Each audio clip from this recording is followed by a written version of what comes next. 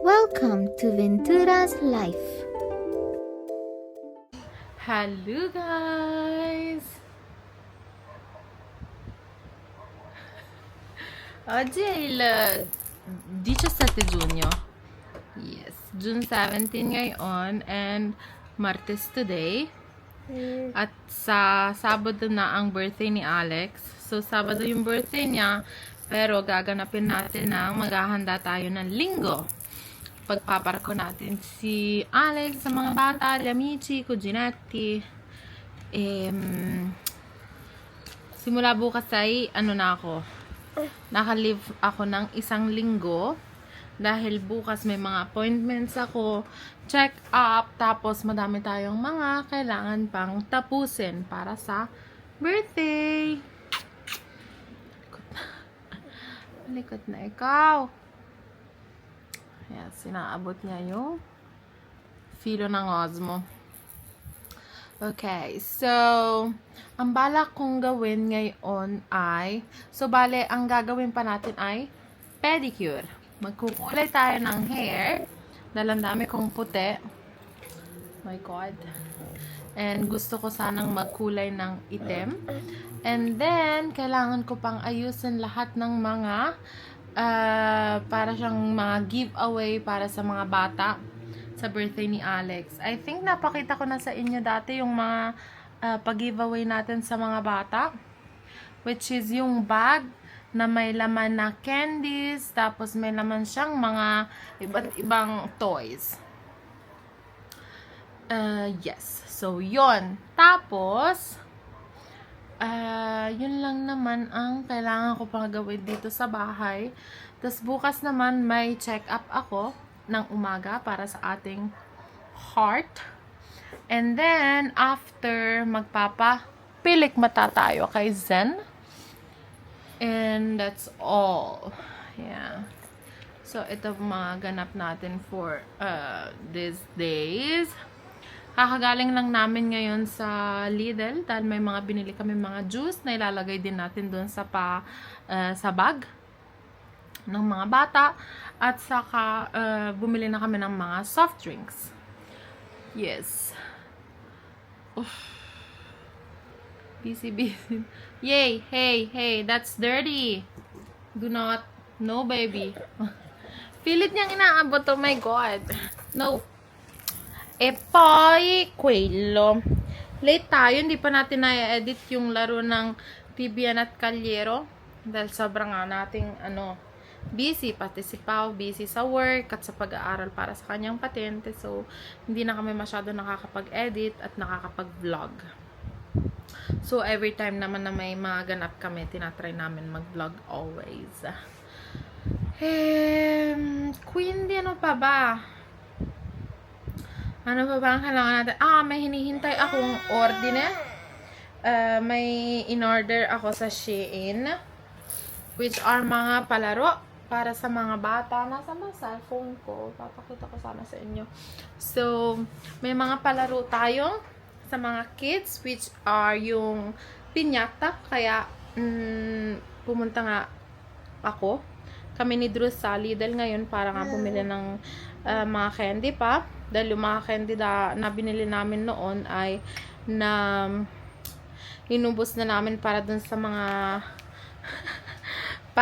packs na ilalagay dun sa mga bag ng bata. So, kinailangan namin bumili ng iba pang candy. And then, so may piñata tayo. Then, may salto con il sacco. Quindi hindi namin alam kung parang gusto namin gumawa ng staffetta con il sacco. Titingnan pa natin kung involve natin yung mga daddies dito, daddy and son or daddy and daughter. E poi may 1, 2, 3 stella tayo, 1, 2, 3 stella. E poi abbiamo un altro gioco della pallina e l'uovo na ilalagay sa parang kutsara tipo. Non bisogna fare tipo un circuito at hindi pwedeng kailangan i-keep yung egg sa kutsara. E poi abbiamo anche il gioco dell'elastico, which lalagyan natin ng elastiko yung ang isang mag-ama or yung mag-ina. Sa kabilya natin ilalagay. E poi sempre una staffetta, no? Paunahan. Hindi yun ang mga ganap natin. Syempre, kailangan natin ng entertainment. Kaya may mga pa-play tayo. Palaro. Alex, napaka-cute niya.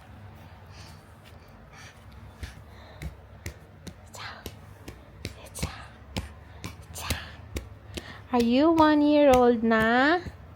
Hey, are you almost 1 year old? My God. And then, okay guys, nakatulog na si Alex, kaya mag-start na tayo. Quindi, cominciamo dai nostri capelli.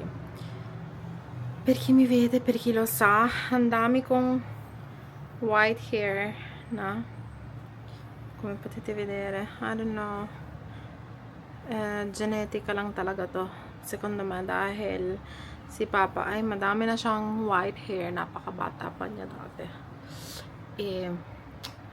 ang dami na niyang buhok na puti since maybe 40 years pa lang siya, around this, ang dami na niyang puti, literal na buong hair na niya ay white. So I think genetic talaga yon from our family Kemenerit. Quindi magkukulay na tayo. Mi cambio un attimo la maglietta para hindi madumihan dahil white na white tayo. And after, so habang nagaano yung ating hair, magpe-pedicure tayo ng white. Nail color tayo ng white. Quindi, let's start. Okay, naka-setup na tayo dito sa banyo. Naghahanap ako ng krema. Dahil baka magkaroon ng ating fast lock, ang ating balat ng kulay. So, Vaseline tayo dyan.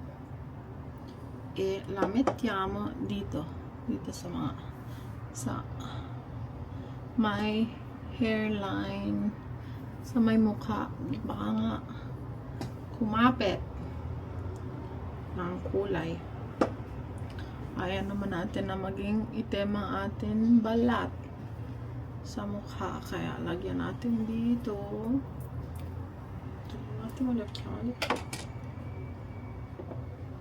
Damihan natin dahil syempre dito ating tenga, also sa likod ng tenga natin. Dito.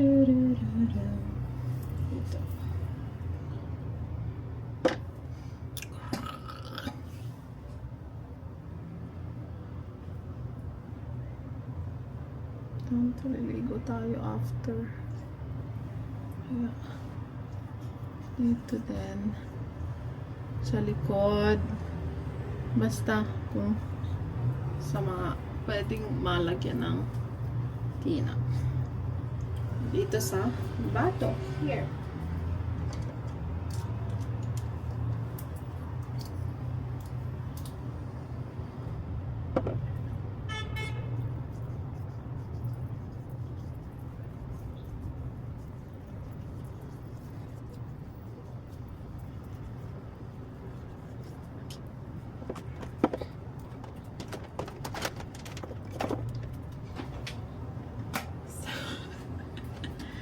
Basic na Revlon na pangkulay black.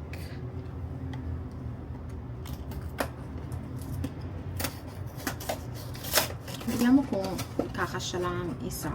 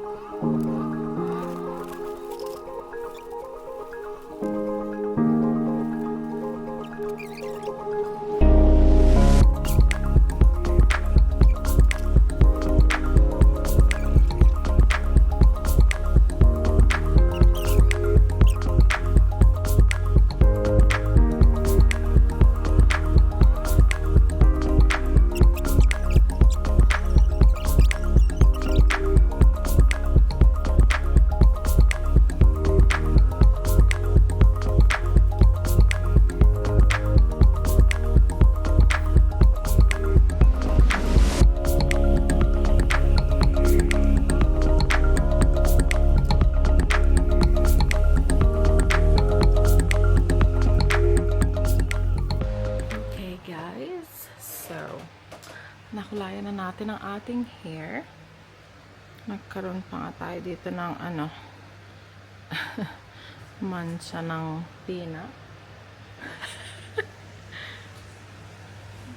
Nagising na si Alex. So yun, nakapagkulay na tayo. Perfect. Black na ang ating hair. Pero, hindi ko sure kung makapag-pedicure ako ngayon dahil nagising ng ating Alex doon. Kita ba? Ayusin ko pa yung marsupyo yan dahil ginamit namin kanina nung namali kami ng inumin. So, yes. Parang wala naman akong naiwan na white hair dito. So, perfect. Natawag? No. And, yeah. So, gising na si Alex. In 30 minutes ay inom na siya ng bibero ng gatas.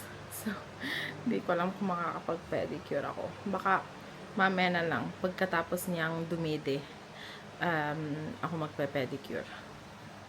Total, wala pa naman si Pao, hindi. Hintay na lang natin habang nag-pepedi tayo. So, yan. That's our hair, guys. Nice.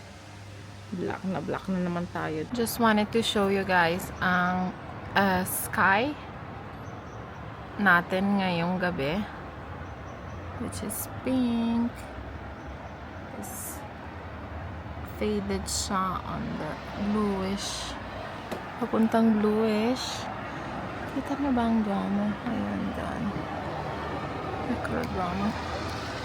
Vediamo se ve lo faccio vedere. Eccolo lì. Lì in fondo ang damo. Si vede la punta. So, ito ang ating square. But yeah, ganda ng weather ngayon. Yeah, hindi siya masyadong mainit. Medyo windy pa nga. Ang ganda ng langit. Mapaisip tuloy ako, ano ba yan? Ng sky. Cielo. Langit nga pala. Yeah. Wala pa si Pao. May event siya ngayon sa work. So, pag may event sa trabaho, around 10:30 siya na uwi. Tingnan natin kung ganong oras siya makakarating. Or around 11 minsan. Vediamo. Niente, quindi finisco di sistemare un po' la camera. Tanto non ne vale la pena naman na magsimula ako mag-pedicure. Tas hindi ko. Tas medyo, stop ako minsan dahil nga kay Alex. Kaya hintayin ko na lang na makatulog ulit siya bago magsimula maglinis ng pet ng kuko para dire-diretso na lang mamaya. Niente. Ayusin ko lang to kung anong merong mga kalat dito perché naayos na naman ni Pao nung isang araw. Bravissimo. Quindi guardate il nostro Alex gising na. Alexander! Alex! Uy! Uy! Patawa-tawa! Uy! Matcha! Ulaga! Pick up na ikaw!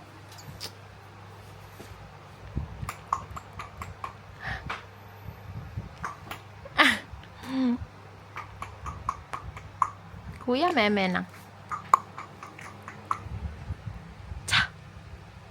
Batti-batti le manine, batti-batti.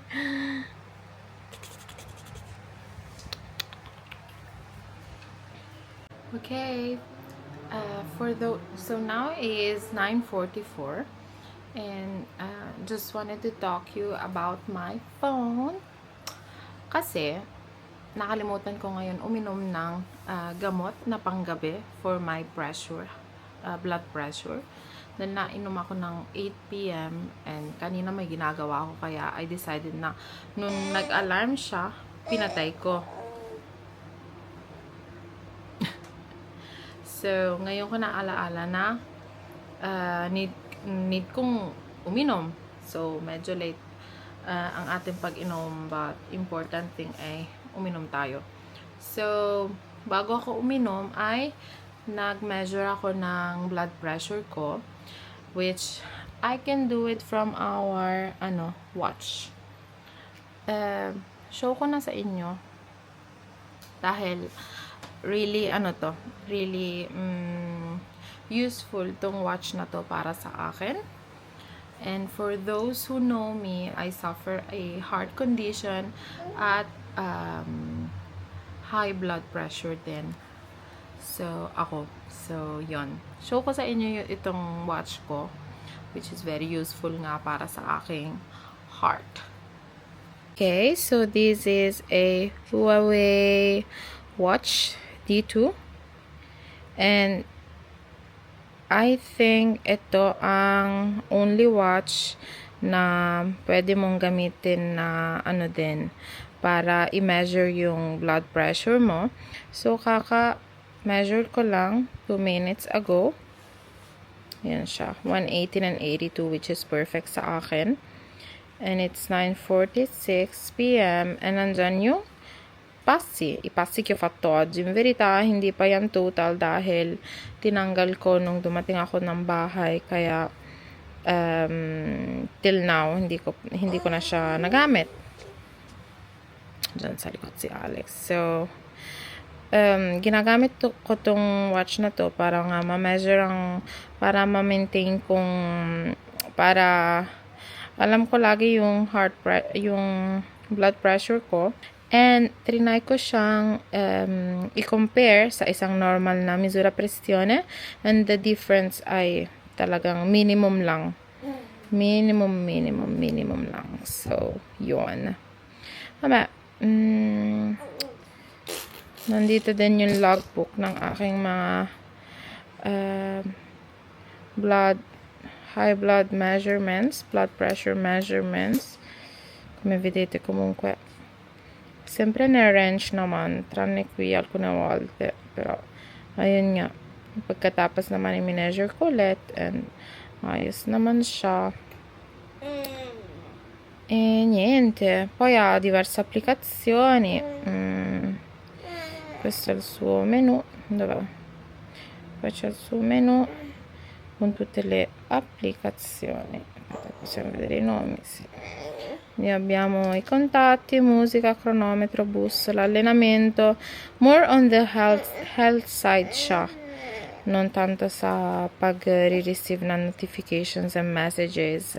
So, more nga on the health side itong watch na to. Which is, yun naman talaga ang ating main reason kung bakit natin binili itong watch. E per ora che ce l'ho da quasi almost 2 weeks na, I'm totally satisfied nga. Nice. Comunque questo orologio din, nagsesend siya ng notifications when, for example, na taas na yung heart rate ko. And yeah, per esempio, l'altro giorno nasa basketballan kami, and naka-receive ako ng notification kung saan nakasulat na in a quiet moment ako, tsaka momento tranquilo lang, pero ang taas daw ng aking heart rate. That's why, the reason why ay dahil nga nakatindig ako doon sa basketballan, pero nag-cheer tayo, kaya medyo palpitation moment, kaya mataas yung heart rate. So, yun nga, nagbibigay din siya ng mga advices regarding my heart, ganun. So, that's why. Kaya lagi kong tong suot, pati sa trabaho, mi trovo benissimo. Cioè, totally satisfied. Magkano binayaran namin dito is around 360 or 380. And the best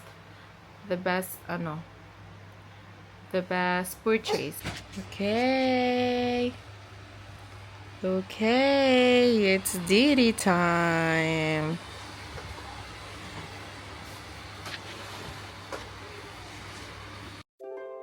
Thank you for watching.